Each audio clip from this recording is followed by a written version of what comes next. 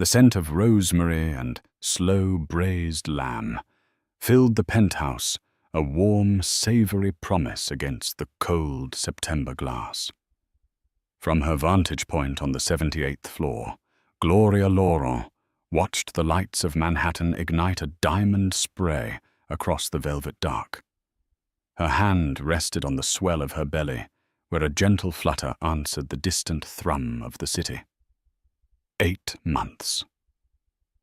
8 months of shared dreams whispered into the curve of her stomach. Her husband, Dean Harper, the celebrated tech visionary, was flying home tonight from Singapore. His jet was due to land an hour ago. She had everything ready. His favorite meal, a bottle of the sparkling cider he loved, and a heart overflowing with anticipation. But when the silent elevator finally opened, it wasn't just Dean who stepped into their gilded life. He was not alone. And in that single heart-stopping moment, the entire beautiful architecture of her world was condemned for demolition. The silence of the penthouse was a living thing. Gloria had grown accustomed to its expensive hum, the whisper of the climate control, the faint sigh of the air purifier, the distant muted symphony of New York City far below. It was the sound of success, the sound of Dean's world, a world she had lovingly made her home. The Laurent Harper residence, occupying the entire top floor of the glittering onyx tower on Billionaire's Row, was less an apartment and more a statement.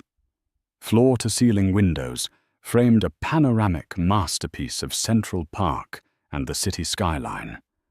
The furniture was minimalist, chosen by a high-priced designer, but Gloria had softened the stark lines with cashmere throws, fresh orchids and shelves filled with books on architectural history, a nod to her own forsaken career.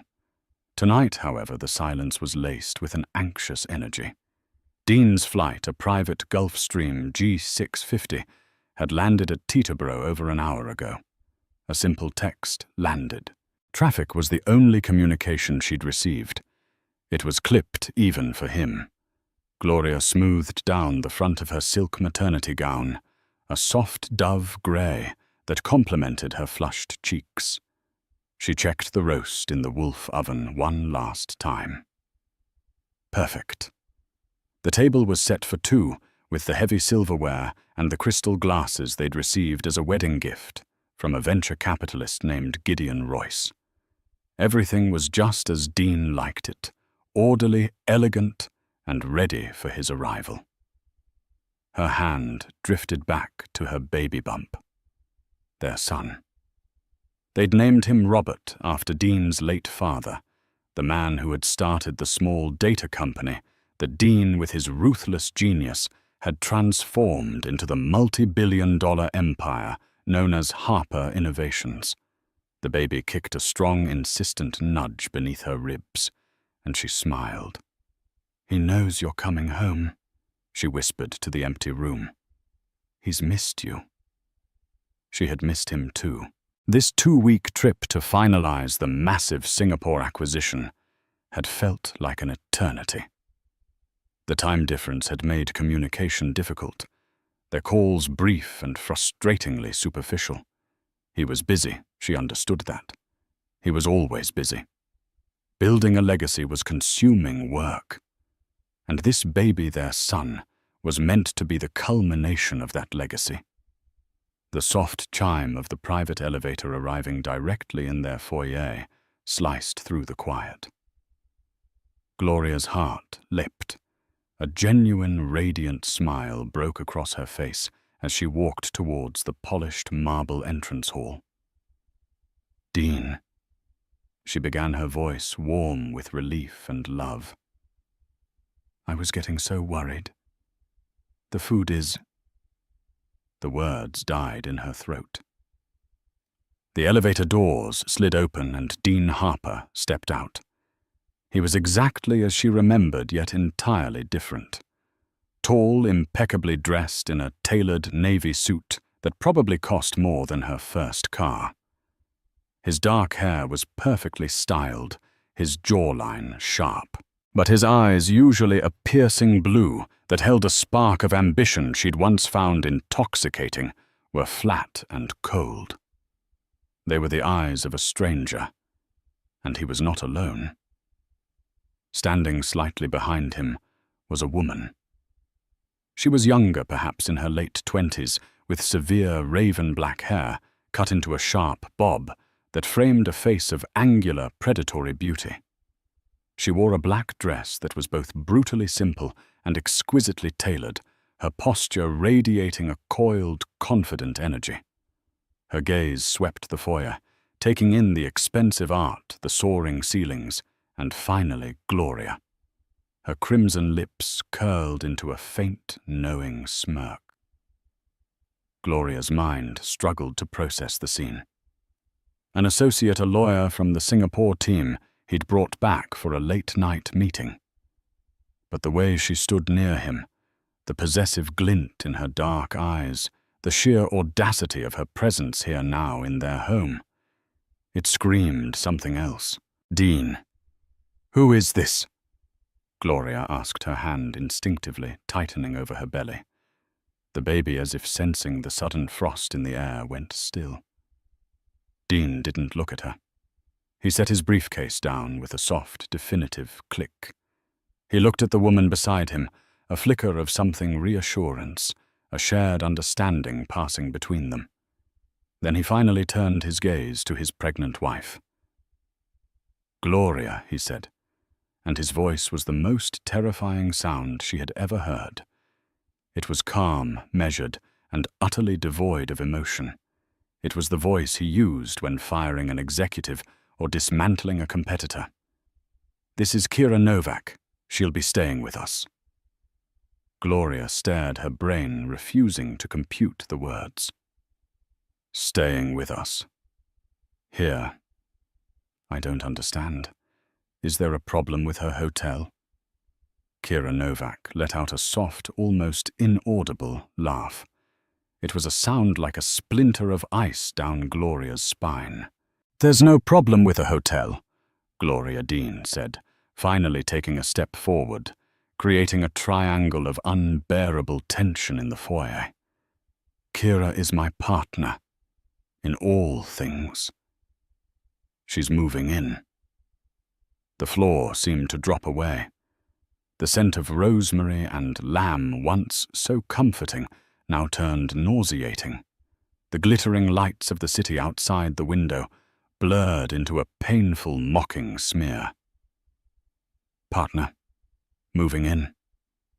The words were simple, clinical, yet they were weapons gutting her where she stood. You're joking," she stammered, a desperate, pathetic hope fluttering in her chest. "This is some kind of cruel joke." "I don't joke about business, and I don't joke about my life." Dean stated, his tone unwavering. "This is the new arrangement. It's better you accept it." He gestured for Kira to move past him. The woman glided into the living room as if she owned it, her heels clicking softly on the marble. She ran a manicured finger along a marble column, her eyes scanning the space not with awe, but with the cool assessment of a conqueror. Gloria's world, once a towering skyscraper of love and security, was crumbling into dust around her. She stood 8 months pregnant in the foyer of her own home, watching her husband install his mistress like a new piece of art. He hadn't just brought home a secret. He had brought it home, given it a name, and told her it was now a permanent fixture in their lives. The betrayal was so profound, so brazen it was almost surreal. She felt a sharp, cramping pain in her lower abdomen, and her hand flew to the spot. A silent scream caught in her throat. The cramping pain in Gloria's belly sharpened, a physical manifestation of the blow to her soul. She swayed, reaching out a hand to steady herself against the cool wall of the foyer. Her breath came in ragged, shallow gasps. "Dean," the baby she managed to whisper, her eyes pleading with him. "Please. I don't feel well." For a fleeting second, a flicker of something crossed his face. Concern. No, it was more like annoyance, an inconvenient variable in a meticulously planned equation. "Sit down, Gloria," he commanded, his voice retaining its chilling composure. He gestured towards one of the starkly modern armchairs in the living area. He didn't move to help her. It was Kira who spoke. "Perhaps we should call a doctor. A hysterical mother isn't good for the child's development." Her voice was smooth, with a faint, unplaceable European accent, and laced with a condescension that was as sharp as a shard of glass. Gloria's fear was instantly cauterized by a flash of pure, white-hot fury. She straightened up her spine, stiffening. "Don't you dare talk about my child!" She snarled, her voice low and trembling with rage. She turned her full attention back to Dean, ignoring the woman who was now casually inspecting a sculpture on their mantelpiece. "Get her out of my home, now.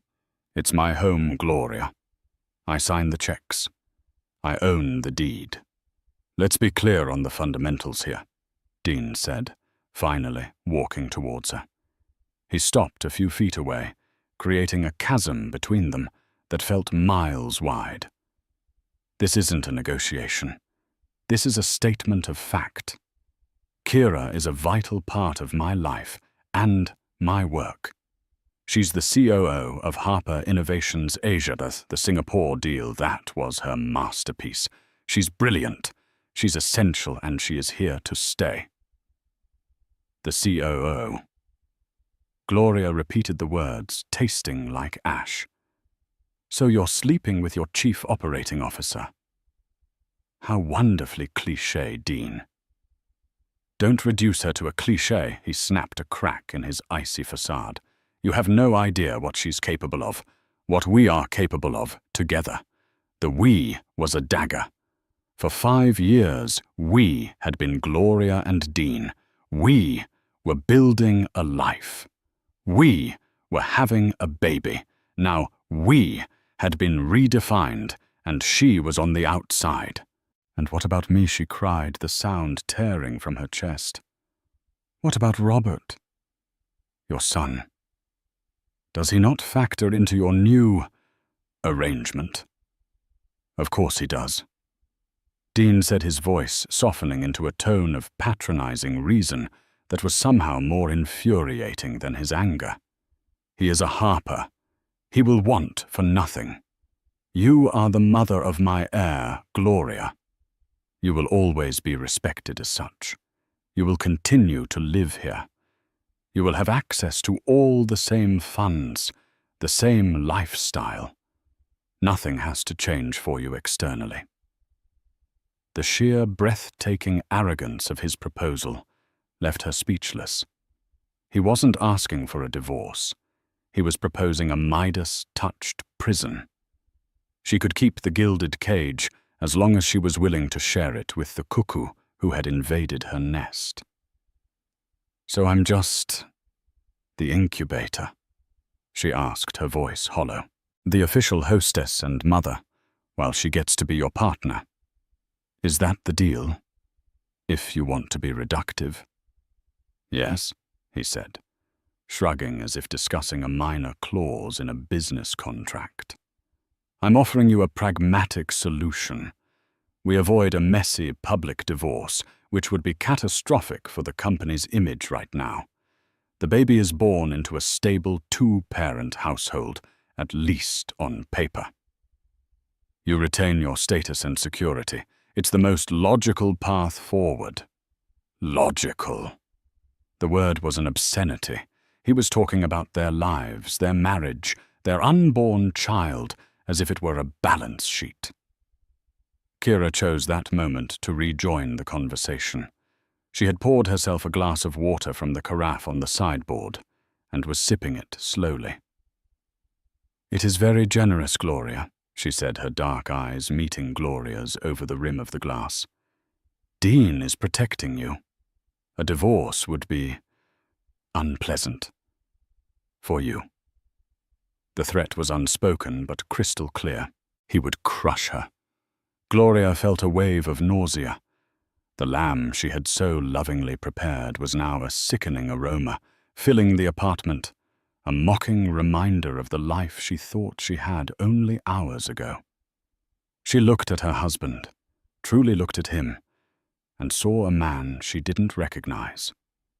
The warm, ambitious man she'd married had been entirely consumed by the ruthless CEO. There was no empathy in his eyes, only calculations. "No," she said, the single word, a small stone of defiance in a torrent of madness. No, Dean raised an eyebrow. "I will not accept this. I will not raise my son in a house with your whore." The word felt ugly and foreign on her tongue, but it was the only one that fit the raw wound in her heart. Kira's eyes narrowed, but Dean held up a hand to silence her. "Think carefully, Gloria. The alternative is you pregnant and alone, fighting my legal team for scraps.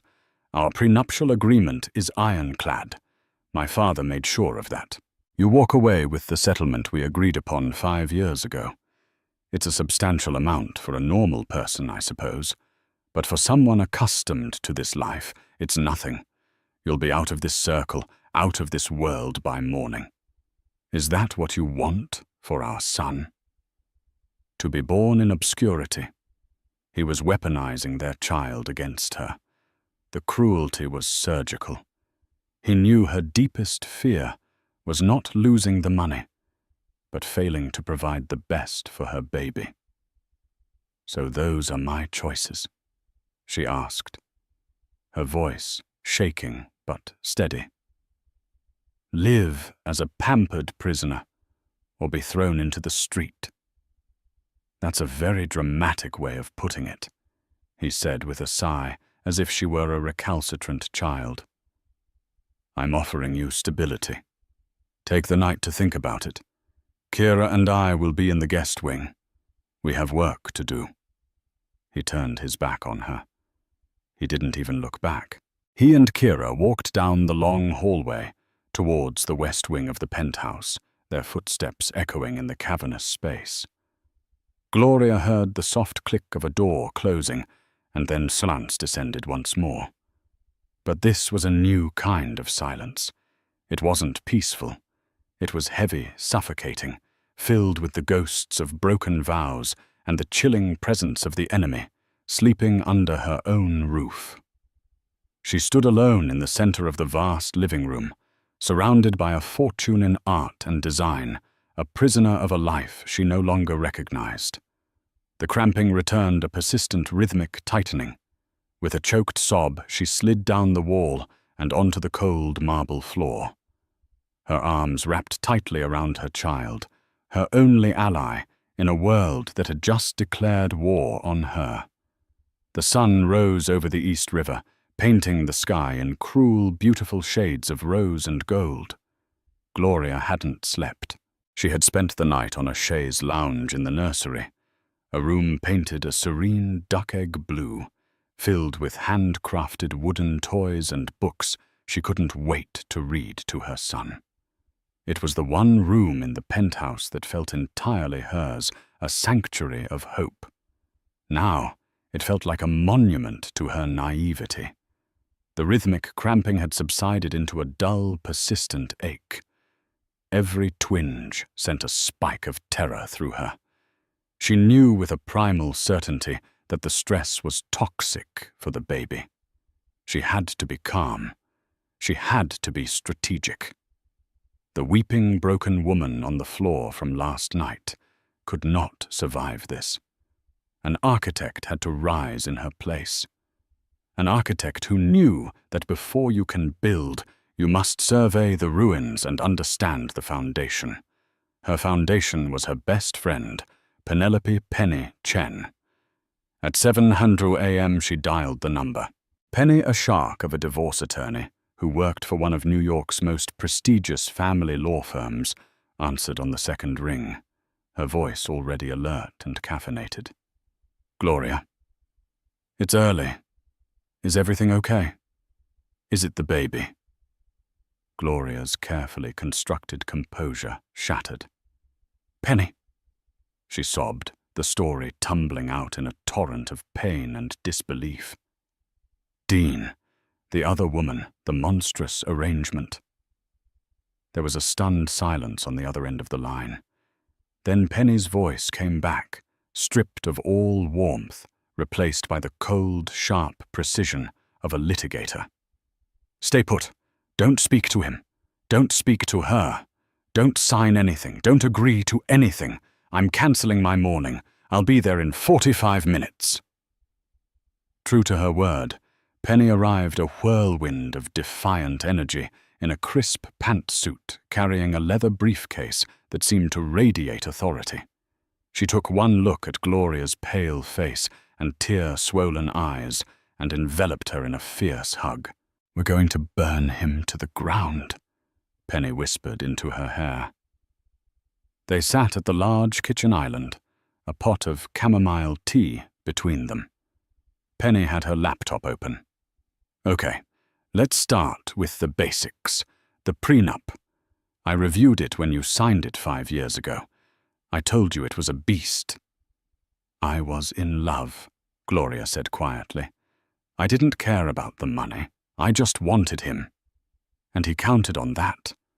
Penny said, her fingers flying across the keyboard. She pulled up the document, its dense legalese filling the screen. "Right. Let's see. It's a Fortress Gloria, designed by Dean's father's old-school corporate lawyers. Your payout is fixed at $5 million, plus the deed to the small apartment you owned before the marriage. It explicitly waives any and all claims to appreciation of marital assets, especially any holdings in Harper Innovations. His company is firewalled 6 ways from Sunday. It's airtight." $5 million sounds like a lot of money," Gloria said, her voice small. "It is, but not in this world," Penny countered, gesturing around the palatial apartment. "This place alone is worth $80 million. Dean's net worth is estimated at over $3 billion. $5 million is what he considers a rounding error. It's an insult designed to dismiss you." Gloria's heart sank. The walls of the fortress seemed to grow higher. "So that's it. I have to choose between taking his humiliating offer of staying here or taking the scraps and leaving?" "Not necessarily," Penny said, her eyes narrowing with focus. "Prenups, even ironclad ones, can be challenged. It's difficult, but not impossible. We could argue coercion, but you had your own counsel me. So that's a tough sell. The most common angle is a failure of full disclosure. Did he accurately represent his net worth at the time of signing?"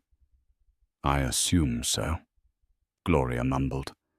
"It was all stock options and projected values. It was incomprehensible." "We'll subpoena the records anyway. But the real potential weakness," Penny said, leaning forward, "is often a morality clause." "A what?" "Some prenups include lifestyle or morality clauses. Infidelity clauses are the most common. If one party engages in adultery, certain provisions of the prenup can be nullified, often resulting in a more favorable settlement for the aggrieved party." Penny scrolled furiously through the document. Her face fell. "Damn it!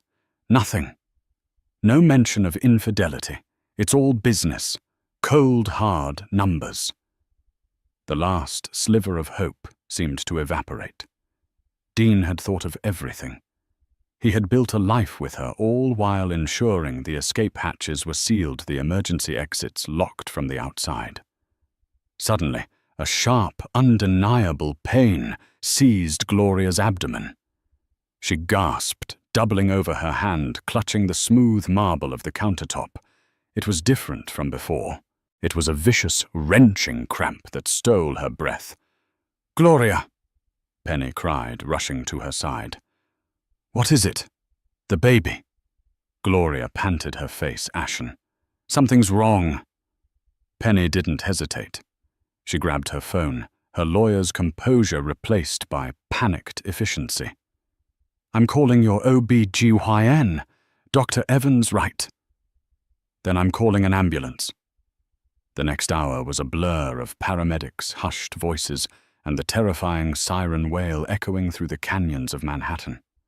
As they wheeled her out on a stretcher through the grand lobby of the Onyx Tower, the doorman averted his eyes, a portrait of feigned ignorance. In the sterile white environment of the emergency room at Lenox Hill Hospital, hooked up to monitors that beeped a steady rhythm of her own fear, the doctor finally delivered the news. "You're experiencing preterm labor contractions, likely brought on by extreme stress." Dr. Evans said, her face a mixture of professional calm and personal sympathy.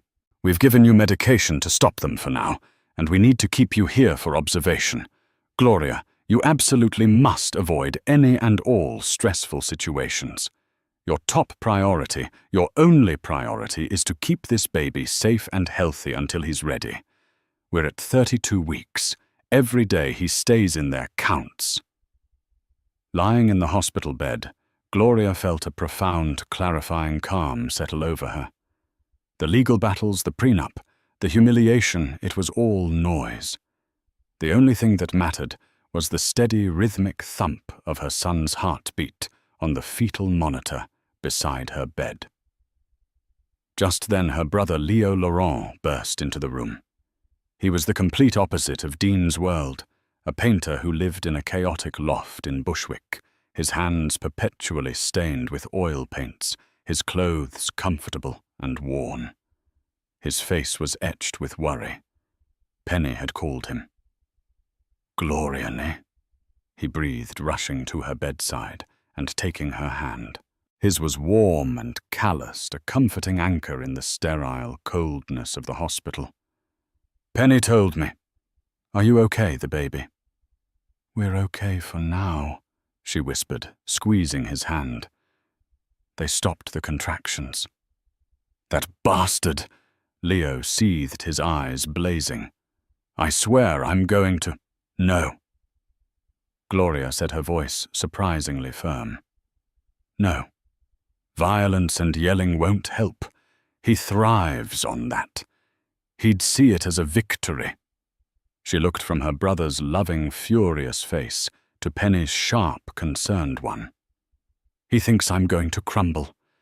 He thinks I'll either accept his disgusting arrangement or crawl away with his table scraps. He's underestimated me." She took a deep breath, the sanitized hospital air filling her lungs. "I'm not leaving my home, but I'm not accepting his terms either. I'm going back there. I'm going to live in that penthouse, and I am going to be calm for my son. And while I'm there, I'm going to watch. I'm going to listen." A hard, dangerous light entered her eyes. "I am an architect. I designed buildings. I know how to read a blueprint. And I know that every fortress, no matter how impenetrable it seems, has a structural flaw. I'm going to find his." Returning to the penthouse 2 days later was one of the hardest things Gloria had ever done. The hospital had been a sterile refuge. Her home was now enemy territory. Dean had, of course, paid the astronomical hospital bill with a single phone call, a gesture that was not of concern but of control. He had sent a single text. "Glad to hear you and the baby are stable. The offer stands. Rest." It was the message of a benevolent warden to a prized prisoner. He wasn't there when she arrived. The apartment was small, but there were signs of the occupation. A different brand of perfume, something sharp and musky, lingered in the air. A sleek, unfamiliar laptop sat on the console table. In the master bathroom, a second set of brutally expensive minimalist toiletries had been arranged next to hers. Kira Novak was embedding herself into the very fabric of Gloria's life. Gloria retreated to the nursery and the adjoining bedroom, creating a small, defensible territory for herself. She followed Dr. Evans' orders with militant precision. She rested. She ate the nutritious meals prepared by the housekeeper, Mrs. Gable, a kind woman who now moved through the apartment with a pained, pitying expression. She practiced her breathing exercises. She spoke to her baby, reassuring him and herself that they would be okay. Outwardly, she was a model of serene fragility. Inwardly, she was a hunter. The penthouse, once a symbol of her shared life with Dean, now became her observation deck. Life settled into a bizarre and chilling routine. Dean and Kira operated as a seamless unit. They would leave early in the morning, dressed in their power suits, a king and his queen, heading out to conquer the world. They would return late often, talking in low, intense tones about algorithms, market caps, and hostile takeovers. They conducted their affair with a quiet, almost professional intimacy, as if their relationship was just another synergistic merger. They mostly ignored Gloria, affording her the detached courtesy one might give to a distant relative who has overstayed their welcome. They would ask a polite, "How are you feeling?" without waiting for an answer. They ate their meals in the formal dining room, while Gloria ate from a tray in her suite. The vast apartment became a landscape of Cold War, divided by invisible lines and unspoken treaties. Gloria used their disregard to her advantage. She was the pregnant wife, a domestic hormonal creature they assumed was consumed with nesting and self-pity. They forgot she had a master's degree in architecture from Columbia. They forgot she was intelligent with a mind trained to see patterns and structural weaknesses. She started to listen. The penthouse's open-plan design, once a feature she loved, now became her greatest intelligence-gathering tool. Sounds traveled. She would sit in the nursery, ostensibly reading a book on infant development, and listen to the murmur of their conversations from the study down the hall. Most of it was impenetrable corporate jargon, but names started to stick out. One name that came up repeatedly often, in hushed or irritated tones, was Gideon Royce. Gloria remembered him, the venture capitalist who had given them the crystal glasses. He was an early and crucial investor in Harper Innovations. He was on the board, and from the sounds of it, he was becoming a problem. "Gideon's getting nervous about the valuation," she heard Dean snap one night. "He's making noise about an independent audit." "He's a dinosaur, Dean," Kira's smooth voice replied. "He doesn't understand the agility of our new platform. Let me handle him. I can be very persuasive." The implication hung in the air, thick and unpleasant. A few days later, Gloria had a follow-up appointment with her doctor. Dean, in a rare performance of the concerned husband, likely for the benefit of the building staff, insisted his driver take her. On the way back, feigning a sudden craving, she asked the driver to stop at a small cafe on the Upper East Side. Once he was out of sight, she didn't go into the cafe. She pulled out her phone and found the contact for Gideon Royce. Her heart hammered against her ribs. This was a risk, a huge one. But her instincts screamed that Gideon was a fracture line in Dean's fortress. She composed a simple, carefully worded text. "Mr. Royce, this is Gloria Harper. I hope you are well. I was hoping I might ask for your advice on a private matter. Would you have a moment for a coffee this week?" She expected to be ignored. Instead, a reply came back in under a minute. "Mrs. Harper, of course. Tomorrow at 10 a.m. the same cafe." The next day, she told the driver she had a check-in with a physical therapist in the same neighborhood.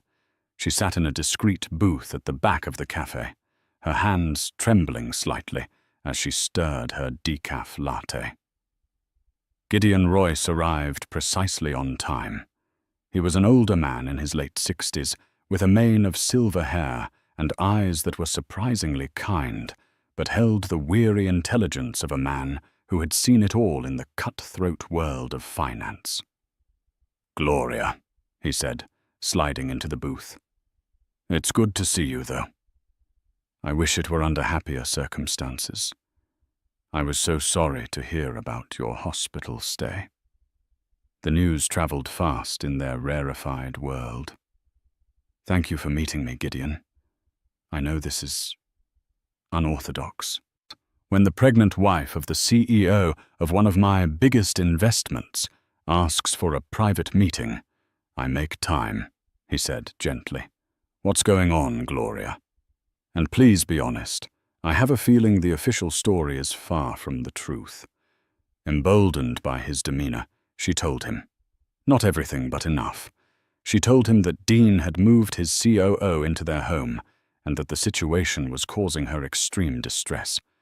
She framed it as a concern for the company's stability. "I'm worried about him, Gideon," she said, choosing her words with care. "His behavior has become erratic, impulsive. It's reckless, and I fear this recklessness might extend to the company." Gideon Royce listened, his steepled fingers hiding his mouth, his eyes never leaving hers. He nodded slowly when she was finished. "Your fears are not unfounded," he said, his voice low. "Dean is a genius, but he's also a gambler. This new Singapore acquisition project, Chimera, it's a massive risk. He's leveraged the company to the hilt to finance it, and this woman, Kira Novak, she's the one pushing him. She's ambitious, dangerously so. She's convinced him this is the future, but the numbers I've seen are optimistic, perhaps even fanciful." He leaned in closer. "Dean is trying to push the board to approve a secondary stock offering to finance the next phase. He's presenting a flawless picture of growth and stability. But I have a gut feeling something isn't right. He's moving too fast, spending too much. If our investors get a whiff of instability, personal or professional, our stock price could collapse. He's building a house of cards on an earthquake fault." A house of cards. The architect in Gloria seized on the metaphor. That was a structure she understood. It looked impressive, but a single well-placed puff of wind could bring it all down. "What can I do?" she asked. "For now, nothing." Gideon said, his expression grim. "He controls the board. But I'm going to start digging. I'm going to push for that independent audit. In the meantime, you be careful. You said it yourself. You're living with a reckless man. Keep your eyes open. People like Dean and Kira, they believe they are untouchable. That makes them sloppy." He stood to leave, placing a hand gently on her arm. "And Gloria, for what it's worth, you deserve better. Your son deserves better." Walking back to the waiting car, Gloria felt a nascent sense of power. She was no longer just a victim. She was an intelligence agent in her own home. Gideon Royce had just confirmed her suspicions and given her a target, Project Chimera. The whispers in the walls were starting to form a coherent language. And she, the silent, overlooked woman in the nursery, was the only one positioned to translate it. Gloria's new purpose settled over her like a second skin. The fear and heartache were still there, a constant low hum beneath the surface, but now they were fuel. She transformed her grief into focus, her anger into analysis. She was an architect again, and her new project was the deconstruction of Dean Harper's life. Her primary tool was the home itself. She knew its digital infrastructure better than anyone. Years ago, she had overseen the installation of the fully integrated smart home system, a network that connected everything from the lighting and security to the media servers and data ports. Dean, in his technological arrogance, had prized convenience over security within his own four walls. He would never imagine his docile, art history-loving wife would know how to navigate its back end. Late at night, when the West Wing was silent, Gloria would sit in the dim glow of the nursery with her tablet. Using passwords she'd set up years ago and never been asked to change, she gained access to the home's network.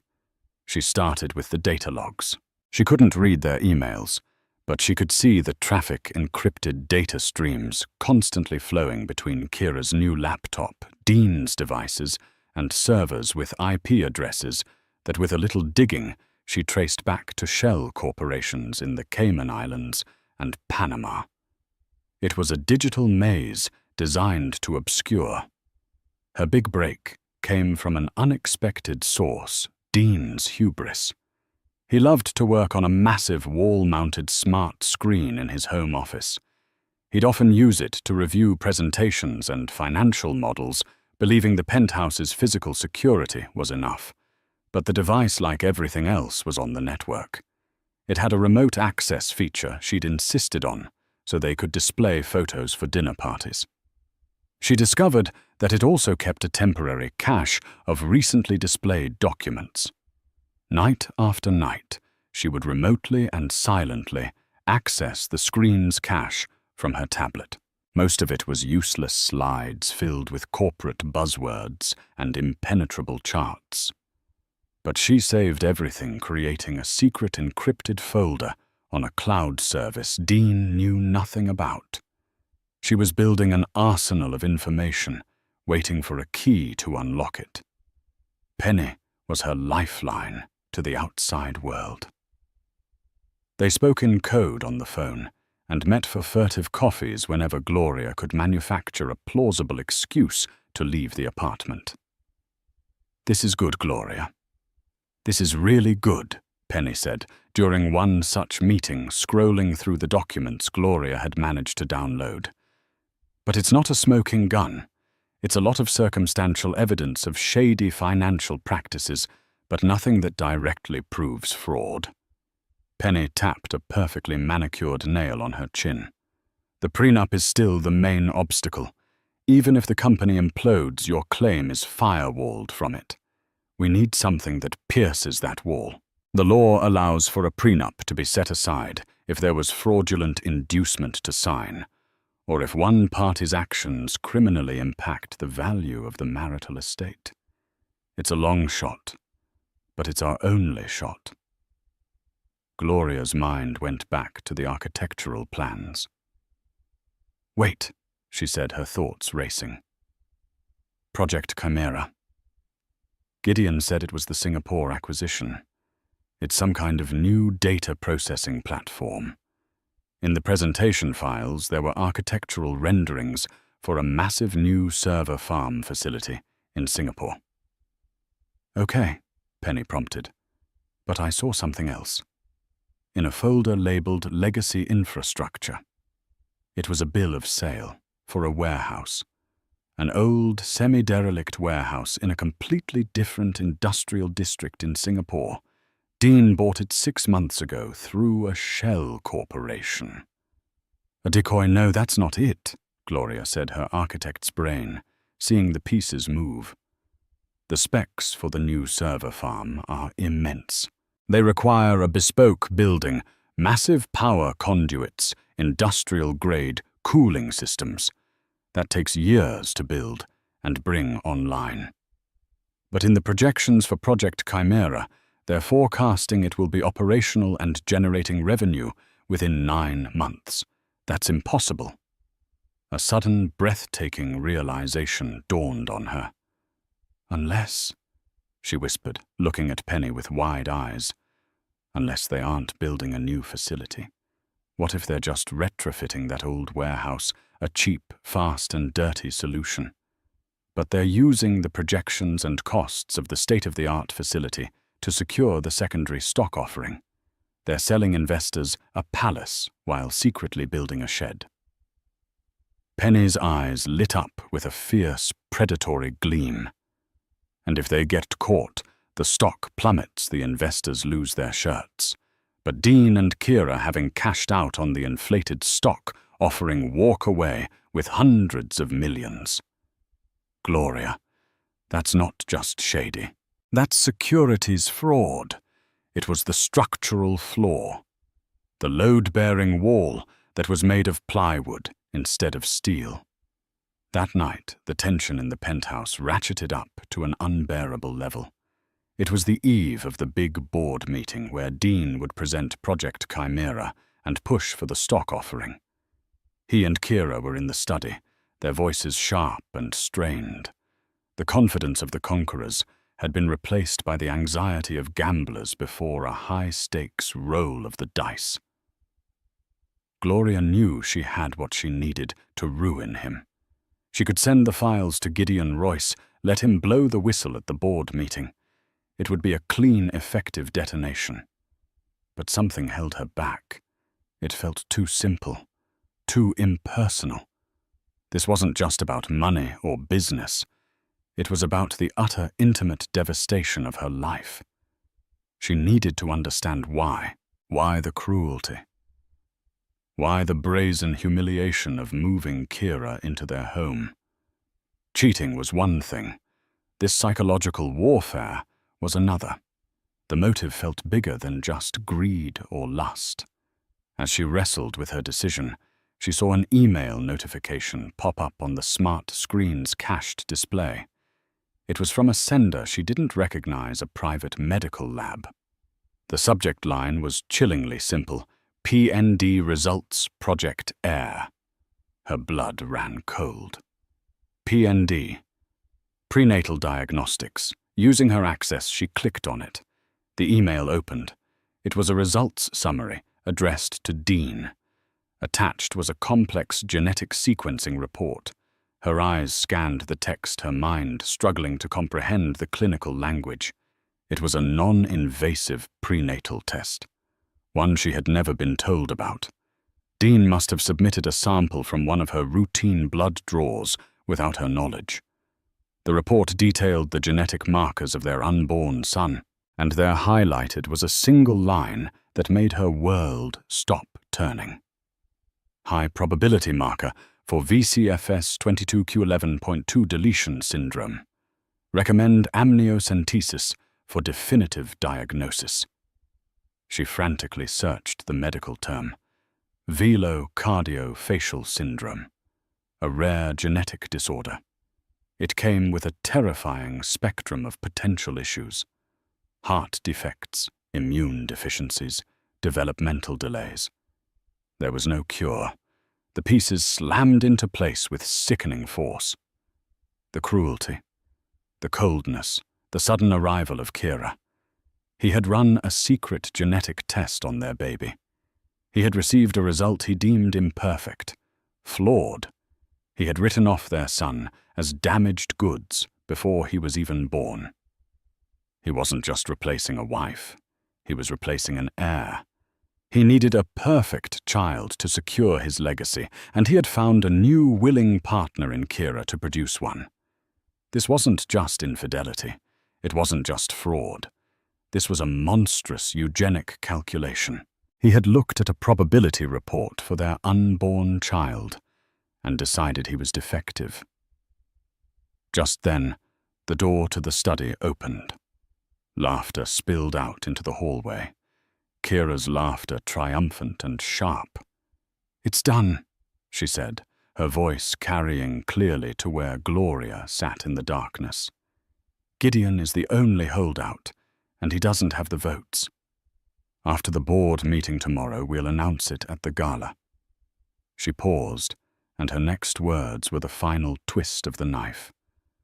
"And my news will seal the deal with those family-first investors. A new heir for the Harper dynasty, with none of the complications. I'm 6 weeks along, Dean. We're having a baby." The world didn't just tilt on its axis. It shattered into a million frozen shards. Kira was pregnant. The words echoed in the cavernous silence of the penthouse, a death knell for the last vestiges of Gloria's old life. It was all a plan. A cold, corporate, cruelly personal, hostile takeover of her entire existence. The secret genetic test, the business fraud, the new baby. They were all interwoven threads in a monstrous tapestry of Dean's design. For a moment, Gloria felt nothing. It was a numbness so profound, it was almost a physical presence, a heavy blanket of ice. The architect, the strategist, the hunter, they all vanished, leaving only a mother whose child had been judged and condemned in utero by his own father.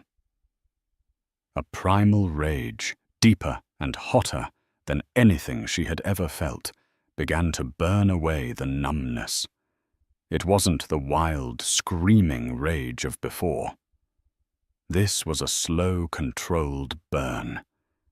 It was the anger of a star collapsing in on itself, creating a point of infinite density and power. He had called her son a complication. He had called his fraud Project Chimera. He had called his legacy plan Project Heir. She would give him a reckoning. She spent the next 18 hours in a state of hyper-focused clarity. The gala Kira had mentioned was the annual Harper Innovations Foundation Gala, a lavish affair to polish the company's philanthropic image. It was being held the following evening after the board meeting. It was the perfect stage. Dean loved an audience. She would give him one. First, she called Penny. "It's time," she said, her voice devoid of any tremor. She quickly explained everything: the fraud, the warehouse, the secret genetic test, Kira's pregnancy. There was a long, heavy silence on the other end. When Penny finally spoke, her voice was a whip crack. "That man is not a human being. He's a monster. What's your plan, Gloria? Tell me what you need." "I need a messenger," Gloria said, "and I need you to prepare a document. A settlement agreement. Not a divorce filing, a private settlement. I'll tell you the terms later. Have it ready to be signed tomorrow night." Next, she packaged her findings into 2 separate encrypted files.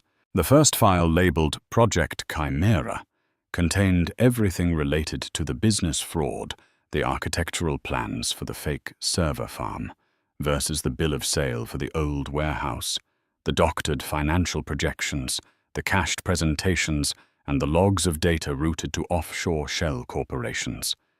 She wrote a concise, clear cover letter explaining the fraud in layman's terms. This file was sent to a trusted courier service Penny arranged with explicit instructions to deliver it to Gideon Royce's office at precisely 9 Hazara a.m. the next morning, 1 hour before the board meeting was set to begin. The second file was labeled Project Heir. It contained a single item, the results of the secret prenatal diagnostic test. She sent this file in a password-protected email to her own account. The password would be delivered later. The day of the gala.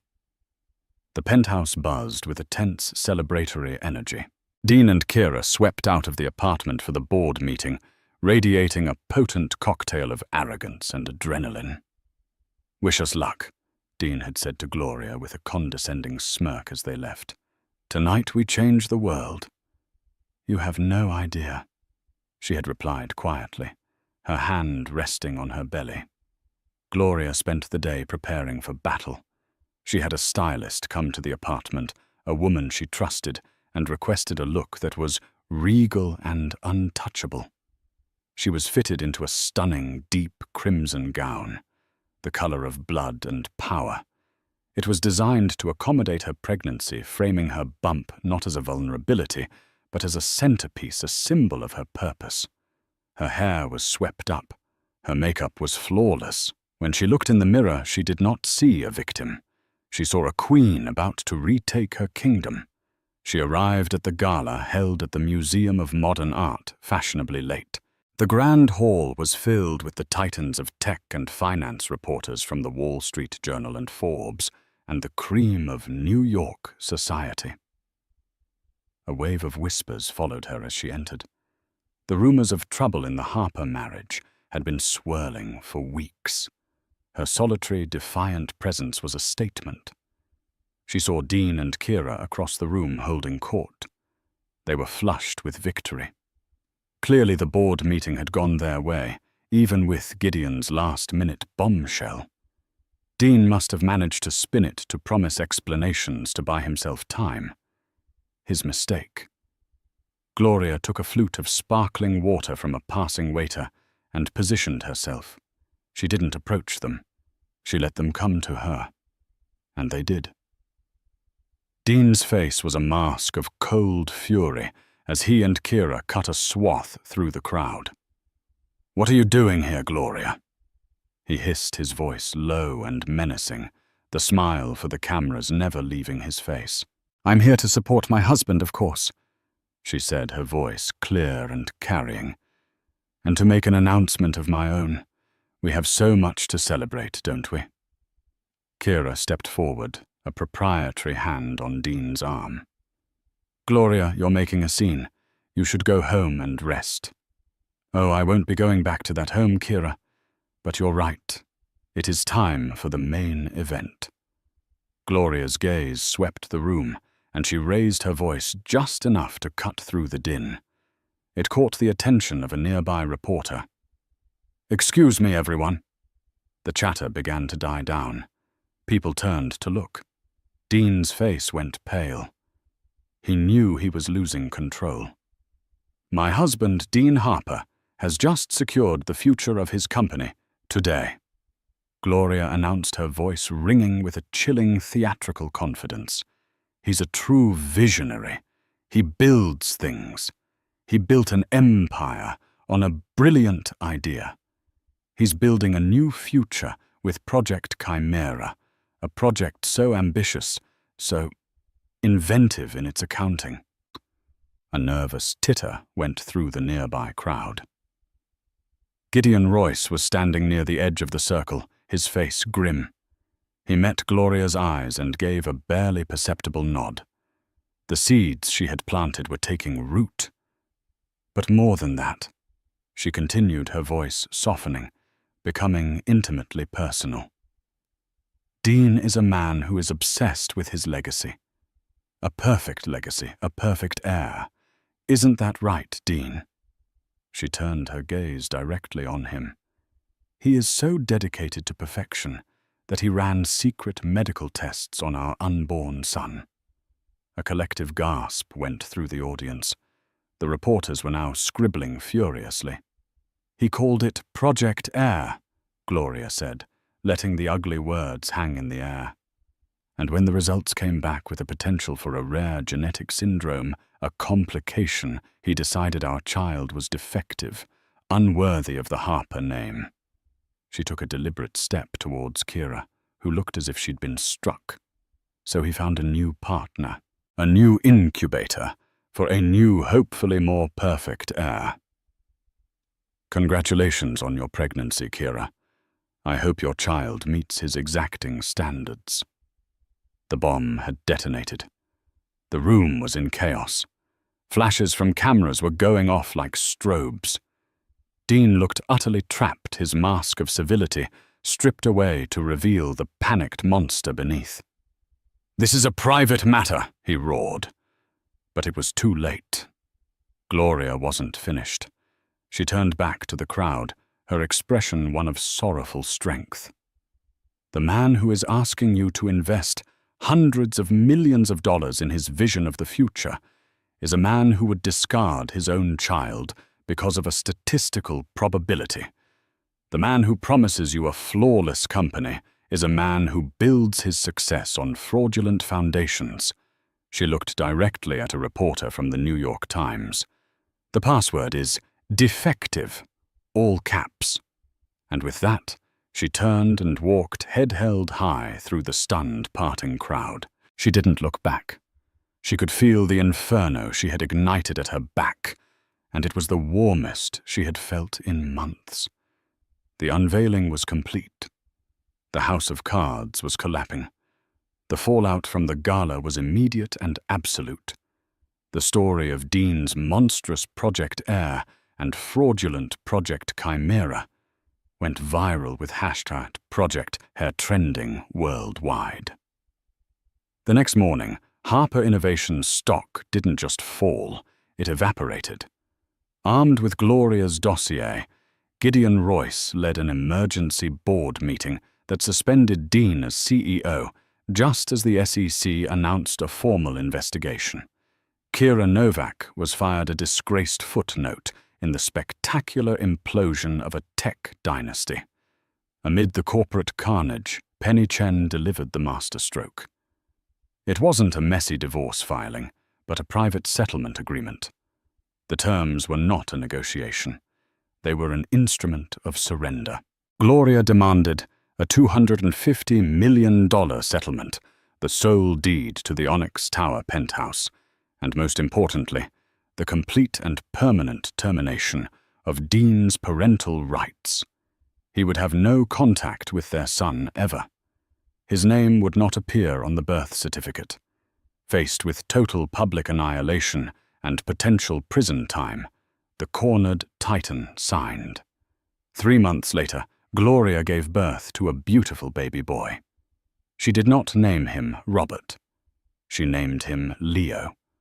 The pediatric specialists confirmed he did have the 22q11.2 deletion, but his case was on the mildest end of the spectrum, a small surgically correctable heart murmur, and a future need for speech therapy. He was not a complication. He was a thriving, perfectly imperfect child. Gloria sold the cold penthouse, shedding the last ghost of her old life. She bought a warm brownstone in Brooklyn and poured her energy and intellect into founding a new architectural firm, Laurent Designs. Her company found its purpose creating beautiful, accessible spaces for families with special needs children, transforming her personal pain into a public good. She was no longer defined by a powerful man's name or fortune. She was Gloria Laurent, a mother, an architect, a survivor. She had lost a gilded cage, and in its place built an authentic life. As she watched her son sleep peacefully in the soft afternoon light, she understood what true victory felt like. It wasn't just about the satisfying reckoning. It was about the quiet, purposeful act of rebuilding, crafting a future of her own design on an unbreakable foundation of love. The story of Gloria Laurent is a harrowing journey through the darkest corridors of betrayal. But it's ultimately a powerful testament to a mother's strength. It shows us that the most impenetrable fortresses can be brought down, not by brute force, but by intelligence, courage, and the relentless pursuit of truth. She was stripped of everything she thought defined her, only to discover her true, unbreakable foundation within. Her story reminds us that our greatest strength isn't found in a life of perfect comfort, but in how we choose to rebuild after the world has fallen apart. What would you have done in her position? Would you have taken the initial deal to stay, or walked away with nothing? Let us know your thoughts in the comments below. If this story of resilience and justice resonated with you, please give this video a like and share it with someone who needs to hear that even in the darkest moments there is a path forward. And don't forget to subscribe to our channel for more real-life stories of survival empowerment and the incredible strength of the human spirit. Click that notification bell so you never miss an update. Thank you for listening. Profile picture.